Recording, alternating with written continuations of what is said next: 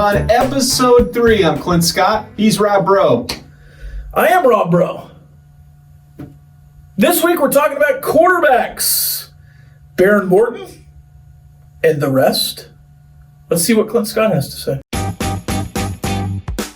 Texas Tech is entering back-to-back seasons knowing exactly who their field general will be. That name is Baron Morton. Morton started all 12 regular season games last year for the Red Raiders, a feat that had been barren since Patrick Mahomes. The first full season of the Bear Raid offense was quite effective, leading the Big 12 in points per game and yards per game. For opposing secondaries, it was also unbearable. Morton threw for 3,335 yards, which was the fourth best mark in the conference. The Red Baron was also extremely efficient, completing 63.3% of his passes. He finished the year with 27 touchdowns to 8 interceptions. He was a top 5 Big 12 quarterback in every major stat. He did have to forbear playing in the bowl game and spring ball after having shoulder surgery. However, the coaching staff is barely worried. He's expected to be better than ever after working with one of the top surgeons in all of sports. He isn't alone in the quarterback room. He's joined by redshirt freshman Will Hammond. He got to bear it all twice last season, including the second half against TCU and the entirety of the Liberty Bowl. The Red Raiders also added experienced Wake Forest transfer Mitch Griffiths, who has 1,957 career passing yards. Freshman Lloyd Jones III and Holden Phillips round out the quarterback room.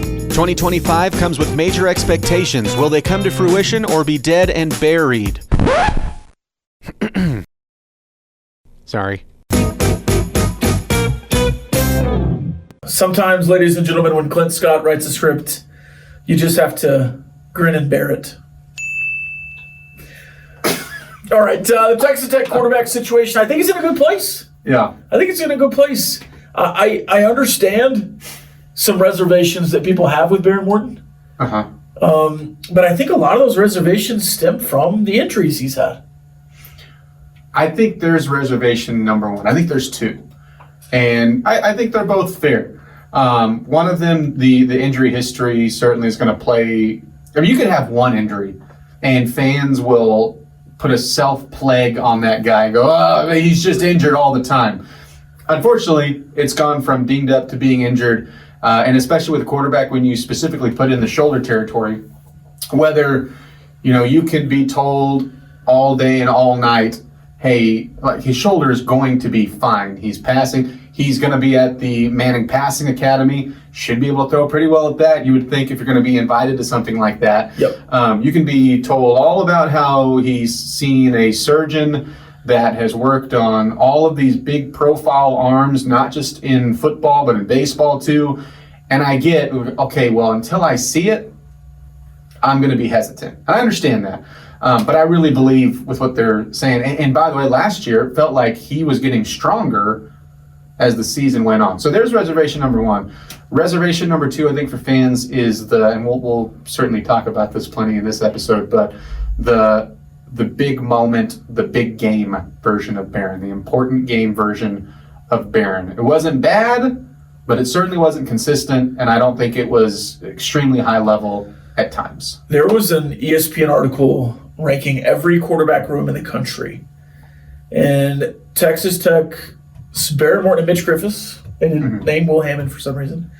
It's almost like they didn't know the situation. They were in like a third tier. So it was like tier 1A, tier 1B, tier 2, tier 3. I think Texas Tech was in tier 3, which is still very high. It was a top 25 quarterback room.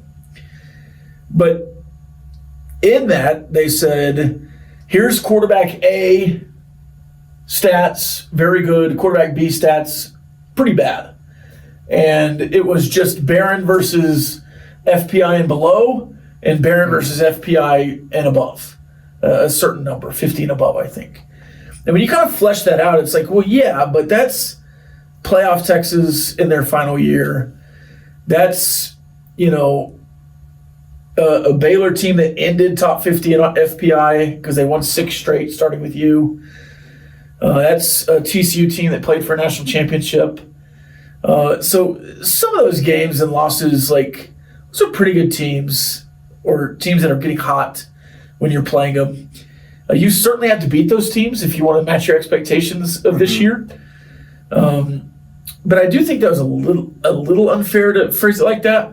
I would like to spread those out, maybe put Baylor in the other category and try to make it a little more even. I think you could. I think that was specifically written in that way. But just going back to last year Yeah. and what he looked like last year and what I thought of his season as a whole, I thought he was a very good, but I think he did what he was asked to do. Mm-hmm. And I don't think he was asked to do much last year. I think you could have asked him to do more, and I hope Mac Leftwich does. I think the main goal of the offense last year was let Brooks legitimately carry the load. Yes. And not just to get him the record, but let him be the key focus week in and week out. And if you're, however you want to label Morton's style of play, I think early on we would have called him a true gunslinger. And I think that term gets overused, but I think he fits that description perfectly, or at least did his first couple of years when he was younger. And obviously we've seen him grow up more. Where last year it was a little more reserved and it was more stay in the offense. A little more bus driver. Yeah. I think that for what he was asked to do, he did it well. And I think the most important thing is he gave you a full season. Which is funny that it's a season that ends with surgery and misses the bowl game, was going through that and still gives you a full, something we've been asking for since 2016. And then on top of that, gave you, to me, the best productivity with it. I mean, Nick Shimanek, the year after Mahomes, technically had more yards, but you count the quality wins and I think meaningful production, it's far and away something we haven't seen in a decade. And so, glad you brought up quality wins again. The stat with ESPN I thought was interesting because I was looking at it more. Well, I think you have to break it down from his first full season, from the player that he was last year. And if you went, let's go top half Big 12 opponents, you played 5 of them. You were 2-3. One of those, Arizona State, there's a win. Baylor, loss. TCU, which again only half, so skew that how you will, loss. Iowa State, win. Colorado, loss. If you want to put in another quality opponent, obviously you lose to Washington State, but if you're going just to the Big 12, what's going to take to get to Arlington, you go 2-3. Only plays half a game. In those games, 9 touchdowns, 4 of his 8 interceptions. That mark, not so great. 115 and 195. That drops his completion percentage down from his average, which was really good, to just below 60%. And then if you take out that TCU game again for the per game average, because whatever he ended up with, 150, something like that, is obviously going to throw that off. 249.75. All of those numbers dip down with those opponents. And I get, well, yeah, you're playing the better opponents, but those are where you need to have that consistency. And then also, it's unfair to break anything down just looking at things on paper. You have to go to the moments. And where Iowa State, the stats actually weren't all that great, but he makes huge plays in that game, late down that stretch to win it. Colorado, the important times weren't exactly there, but it wasn't just him. The offensive line didn't perform well in that game. Awful. Your defense gave up plays. If you want to talk about some of the penalties or non-penalties, I would go to Baylor as well. Yeah, Baylor was just, everybody was flat. But I think that those are the games that's where this year you need to take that next step and you need to consistently be that lightning bolt in the offense. Right. And also, with the bus driver conversation, you would think that that's going to be different and he's going to be asked to do more of what he did, I don't know, against Oklahoma State and West Virginia. Certainly. And it's a little bit lower on your, can we go to that? We can jump to it. Let's jump to it. Because we've referenced it a couple times already. Was the offense nuanced in such a way, this is a political way to say this, was it nuanced in such a way to feature Taj Brooks over anyone else? And I think that's absolutely true, and I think that was really hard for Kitley. And I think that was some of the reason that Kitley struggled, because he wasn't used to featuring a running back. But to me, it was incredibly obvious that they were focusing on Taj at times to the detriment of the offense. Now, there were drives that you go out there and throw it 3 times and go 3 and out. And those were equally as frustrating. And there were times when you'd go away from Taj Brooks and the offense would completely dry up. And those were frustrating. I'm not saying that Taj was hindering the offense, but I think he was hindering the game plan in a way. This is nuanced because hindering is a weird word to say there. Mm-hmm. Changing, differing, affecting. You certainly, if you didn't have Taj Brooks, would have had a much different offense last year. And would it have been the Oklahoma State offense? Would it have been the West Virginia offense? Would you have been that high-flying Western Kentucky, chunk it down the field, spread it out, throw screens, get pops kind of offense? I would assume so. So could Baron Morton have done more in the offense last year? I think so. Can he do more in the Mac Leftwich offense? I think so.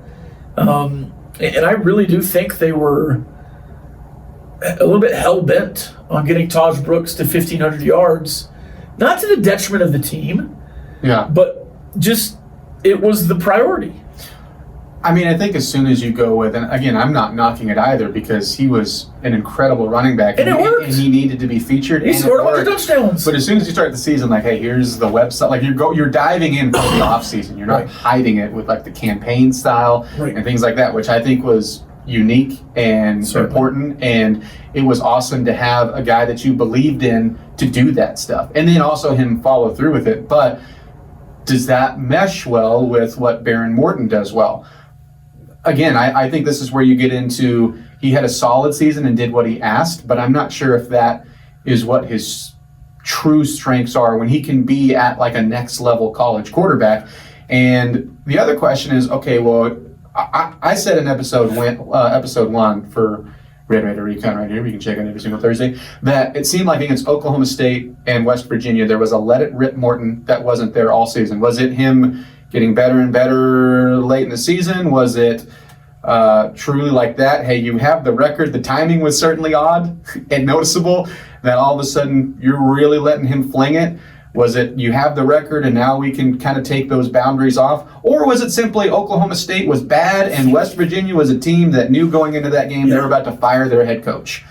I think it's a beautiful conglomeration of all that. Either way, I think that's the Baron Morton that I think needs to be in the offense for Mac Leftwich. It's funny, if you go to the first two and the last two times we've seen Baron Morton, truly seen him, because he came in when Oklahoma State shut out Texas Tech at home. That was his first appearance. If you truly go to his first two starts and his last two starts, what are they? They're absolutely lighting up Oklahoma State on the road to Stillwater. Absolutely lighting up Oklahoma State on the road. Now, the defenses were different. You won one, you lost one. And the other ones were absolutely torching West Virginia at home. Mm-hmm. That's the four starts you think of, the first two and the last two. And in all four of those games, he's making NFL throws that all the starts in between, he just didn't really do. Shell-shocked against Baylor after Oklahoma State, or after West Virginia in his first year starting. And then gets hurt against TCU, doesn't play again that year. And last year, obviously, ended the season, he didn't play in the bowl game, but I don't know. Maybe it's just those two opponents. Well, you know what's interesting with Taj Brooks in that conversation is that also, his own shoulder limits. Were they trying to limit him and it's like, hey, we might do a deep shot every now and then, but we don't think that you need to have that big of a load, but we still think you're more effective than everybody else we have and more experienced, so we're going to let you do what you can do and limit it from that angle. And that's hard to know without being in that room. Right. Absolutely. Let's go. We'll jump back to what we want to see improvement-wise. It's always a fun way to end the episode. But let's go to the off-season from a different angle, because there were two very interesting stories that popped up in the quarterback position. And that was Carson Beck and Nico Iamaleava. One, the Georgia transfer, now at Miami. The other, the young Tennessee transfer, now at UCLA. Now, your name was instantly linked for both of them. Yeah, now, Carson, no. Texas Tech. Carson Beck was earlier in the portal window, and this is what I think is interesting, is Iamaleava was obviously much, much later after you had done a lot of your work. Now, I'll start by saying this. I don't think you were actually after either one. I think you have the better guy of the three when you add in. I don't think Carson Beck is that good. I just don't think I think when you say bus driver, that's what he is, and I just don't think he would even, if you go just fit, I don't think he fits what Mac Leftwich does from the offense. Iamaleava, insanely talented, but that kind of the head case story and the whatever was going on with NIL and demands, whoever was in the right, whoever's in the wrong. It's almost never 100% all on the school or on the player, but either way, that was a mess that I don't think needed to walk into the locker room. I agree with Iowa. I don't think you were in on him at all. I think that was just, you spent $1 billion. Mm-hmm. That's where I think late in the portal, if you're smart as an agent. You'd already spent a bunch. You'd already been driving up prices. There's already stories out there about how you're driving up prices. Let's just throw them in there to see if somebody will buy. Nobody did. Finally, UCLA did for a discounted price. You lost money going to UCLA. Beck, though, I think early enough in the portal, you're unsure about Baron Morton's health at this point. You're unsure about some rehab. Mm-hmm. And you said that he doesn't fit Leftwich's style. Does he fit Joey McGuire's? Because something we weren't talking about 2 minutes ago was Joey McGuire's role in the offense last year. Hey, Kitley, run the ball. Stop trying to throw it all the way around the field. Just run the ball. Just give it to Josh Brooks. He's our best player. Mm-hmm. Would that continue? Does he want a bus driver? So I do think that there was more legitimacy. I'm not going to say a bunch of legitimacy. I think there was more legitimacy. You know what I mean? Legitimacy. To Beck. But again, I do think if you're just grading out seasons at the end of this year, I think Baron Morton has a strong chance to be the best of the three. Let me rephrase. I think that there was quick interest in Beck, but when he throws down a number, I think you quickly go, that is not worth it. And you take your own, hat out. Yeah. For what it's worth, I don't believe the $4 million number. I don't know if I do either, but I would just assume he was asking for more than what he was worth. Yeah, well, that's reportedly what he got at Miami, but I don't believe it. So that leaves you, that leads us to the room that you do have. And what I love about the room, we'll start here, I love that everybody knows what their role is. I like that you have the perfect mix. Personally, it is nice to not have a quarterback battle and to have back-to-back seasons like this is the guy. This is who we're riding with. This is who is going to lead us through whatever 2025 may have with Morton. I love that you have a young and up-and-comer that you are really excited about his talent in Will Hammond. And people might laugh at this. One of my favorite portal acquisitions this year was Mitch Griffiths because he's coming in. It's hard to find that journeyman that you can go, hey, you're going to be quarterback number 3. You've had a little bit of production. You've had enough to say you've had, some game value, but we're bringing you in as a fail-safe. Like we're bringing you in as break the glass if there's an emergency. And we've seen this enough. We've done this dance enough to know that you need 3 guys that you trust.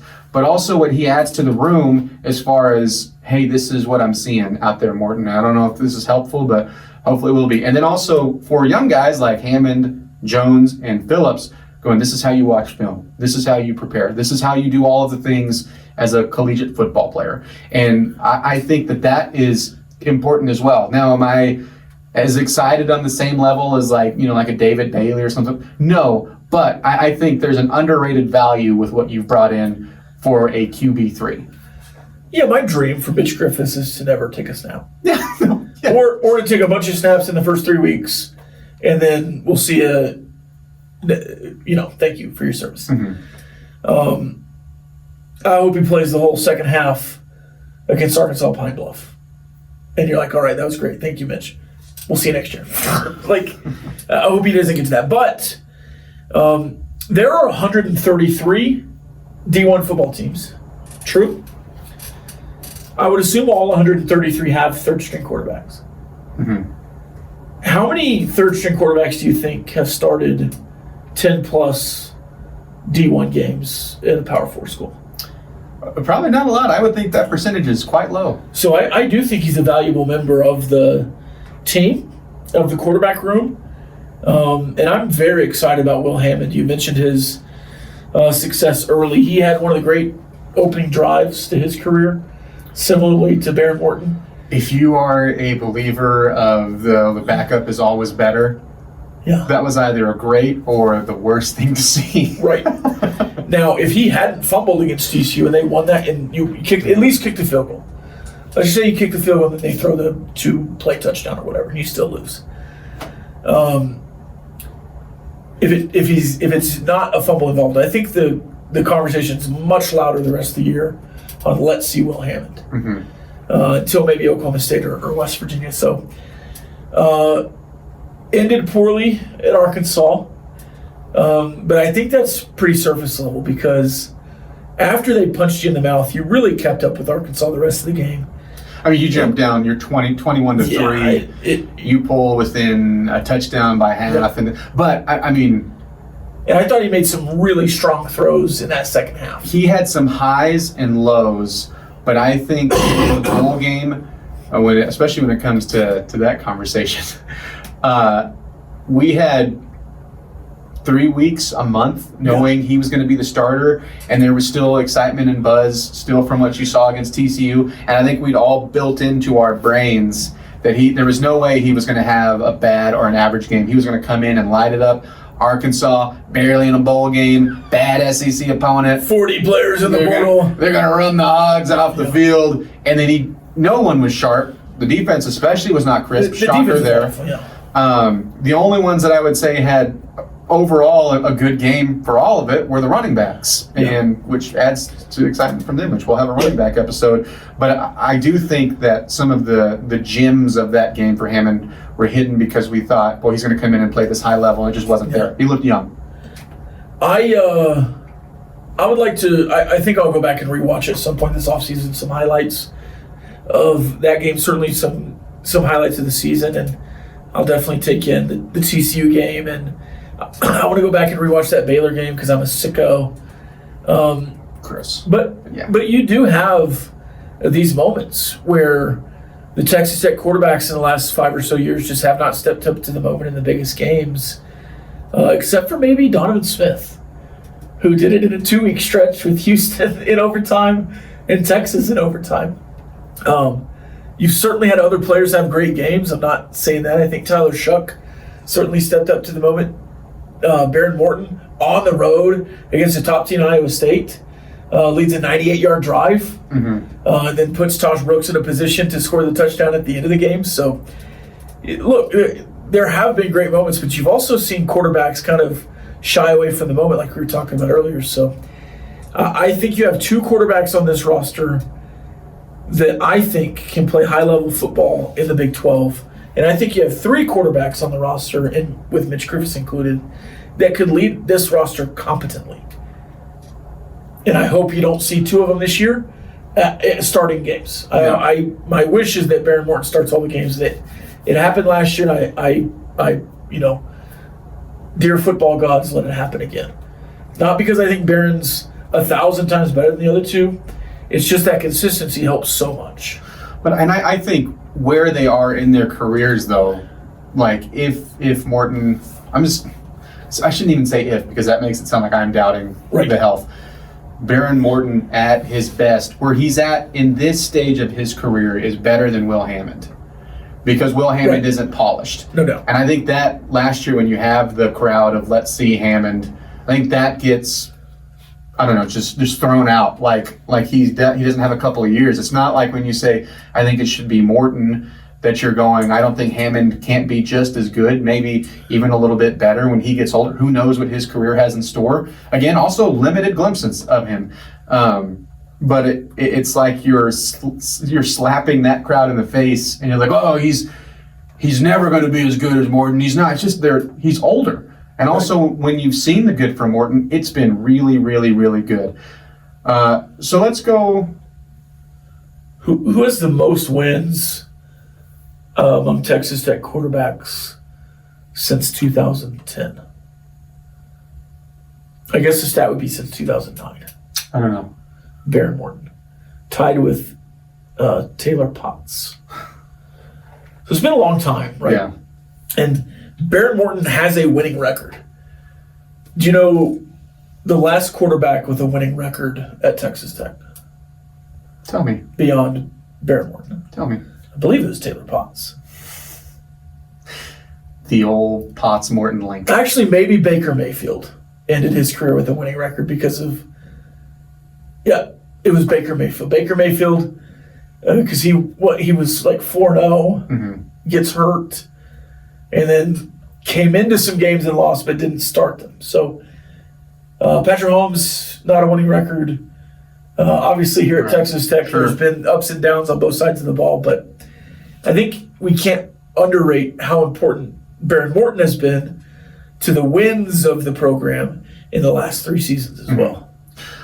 I don't think Morton I don't think he's yet to lose you a game. Right.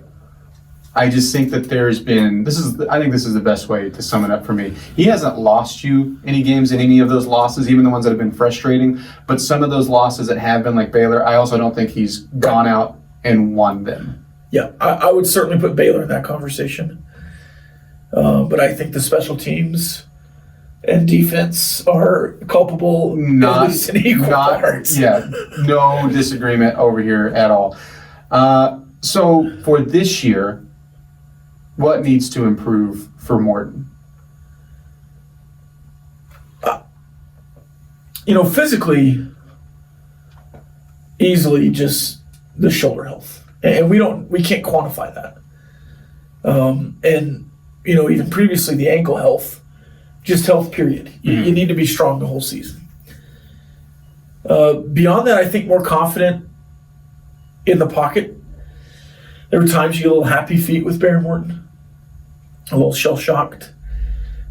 Generally, he's very good, very composed until he's not. And I think Colorado and Baylor are both examples of that, especially the year before with Baylor at home on Patrick Mahomes' night. I thought that was a moment that felt a little big for Behren Morton, but now he's been in so many games. I think the deep ball needs to open up. I think you have the targets to do that and the offense to do it. Otherwise, I don't know what needs to improve per se beyond just like the volume of it. I think if you do what you did last year as Behren Morton, add a few more deep shots, take a few more chances, be a little more aggressive, I think your interception numbers would go up a little bit just based on volume. If you can keep the percentage the same, I think that'd be great. And then the touchdowns would skyrocket. I'm with you. Just to me, it boils down to the easy way to say it is be consistent. I mean, and this is something you could say when you go back to some of those losses that just made you want to pull your hair out. You could say it for the entire team, is you just did not see you put pressure on the opposing side of the ball for 4 quarters. And sometimes they'd alternate. You'd have a bad quarter defensively and a great quarter offensively. Sometimes it would even vary just on drives. And so really this might be something that you're trying to figure out for the whole team this year, and you're going to need to if you're going to get to the places that you think you can and reach the heights that you think you can. But it's going to start with who's going to be the face of the team and at least face of the offense. And this year it is going to be on Behren Morton, which I'm excited to see how he answers that challenge. It's not that he wasn't a leader or anything like that last year, but like we said, we knew what the offense was going to be. It was going to be based around Taj Brooks, and that's gone. Something that I do love is you have 2 targets that you have big-time chemistry with. And I do think that that's something that is helpful when you're bringing in a new coordinator. And it's not that I don't think he's not going to trust like Virgil or Alexander or whoever else fills in behind Douglas and Aiken, but I like that you have that pre-established relationship because that's just helpful. It's just an advantage. And so can you turn all of those good moments into something where in the biggest of stages, in those game-winning drives, in those important 3rd downs, when you're facing like a Kansas State or a BYU, can you make those plays? Like, we know you can, but will you make those plays? And that's where I'm looking at, like, I think that's his next step. Agreed. So, I mean, do you feel good? You have all your quarterback thoughts out? Anything else you'd like to address with this room this year? I think Behren Morton is good at football. Agreed. Team Bear Raid or Team Red Baron? Team QB1. I don't know that we need it. I guess if I had to choose, it'd be Bear Raid. Good decision. Yeah. Good call. That brings us to the fan question of the week. Ba, And- ba, ba, ba, ba. I forgot we had a theme for it. How did it go again? I don't think it was like very close to last week's. Let's do something different every single week. If you would like to give us your question, we will take them on Twitter. We'll have our handles below. You can also go to Double T973's Twitter. Just make sure to mention Red Raider Recon so we know it's for us. You know it's specifically for Choice us. will steal it for the midweek mailbag. Thievery. This week's question: who are the top 5 Big 12 quarterbacks this season?